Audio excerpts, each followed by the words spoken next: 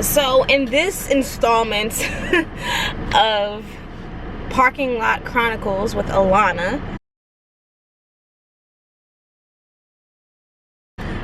I just wanted to reach out to you guys and make this quick video in my car in the parking lot of my job, because I just wanted to make a quick video for you guys. And in this particular video, we're going to be talking about things I wish I knew before law school. And these are things that no one really, well, that I didn't really get to, I only got to experience through my own experience, obviously.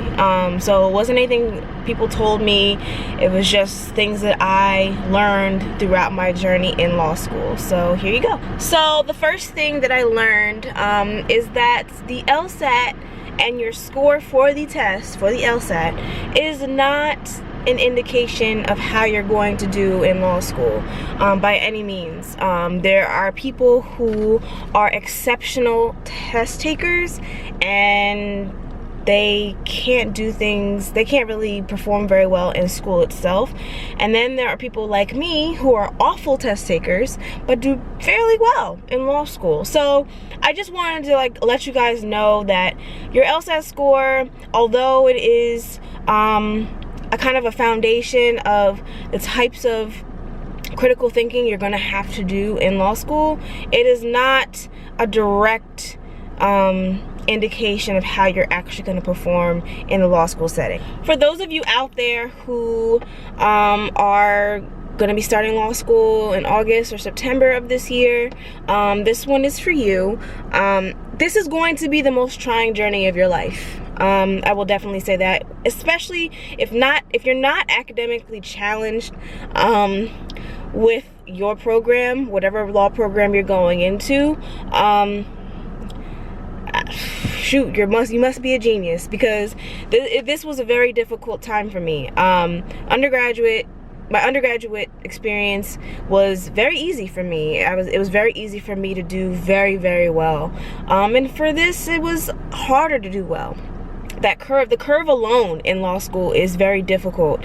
And I was in a class where the curve was basically destroyed on often occasions, because people would get an A on the assignment or an A on the exam, and basically the curve was what it was supposed to be. So I just want to say that, just to say that, you guys, it's going to be a tough journey, but you can definitely do it. You just have to remain prayed up and try your best not to doubt yourself and your abilities, and don't rely on other people to encourage you. You're gonna have to encourage yourself a lot during this journey. Weight gain. Weight gain from stress is definitely a thing. This is a thing, particularly if you are not remaining active and you're not eating healthy. My weight yo-yoed throughout the entire law school journey. It's probably on the higher end right now, because it's been a little bit stressful.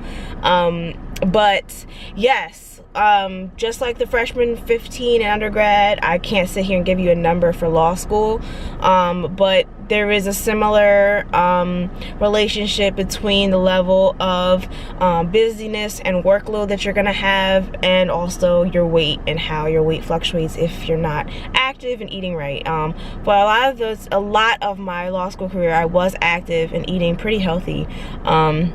It's been only recently in the past 6 or 7 months that I have kind of fallen off the eating healthy wagon, and I've gained a little bit of weight. So I definitely want to push that out there, that you guys want to kind of add in some healthy meals and some activity during the course of your days, so that you are maintaining a healthy weight and you also feel better and are able to think and use your brain and function. You should definitely utilize study aids like examples and explanations and other books to assist you with your studies, to assist you with outlining, to assist you with practice for exams, and these will be essential. They will give you life when it comes to practicing. Sometimes professors will not post previous exams, so you don't really know what kind of questions they ask and how they ask their questions. And often in law school, your only grade is your final exam, and if you don't know what to expect going into the exam, you kind of need something in order to at least get some practice in with what kinds of questions can be asked.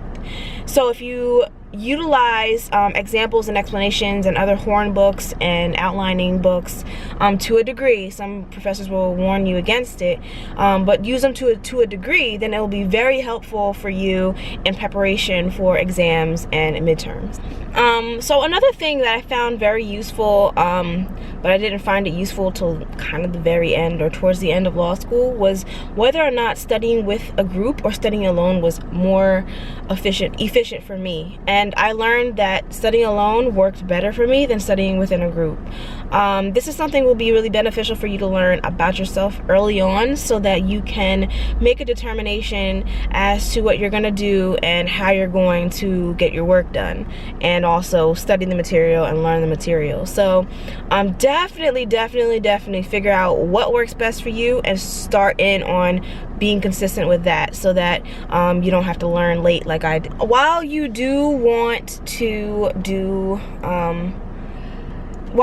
perform well in law school, I will say, is depending on the institution that you choose, law school can be a very competitive atmosphere, and you will encounter people who are extremely, what's the best word?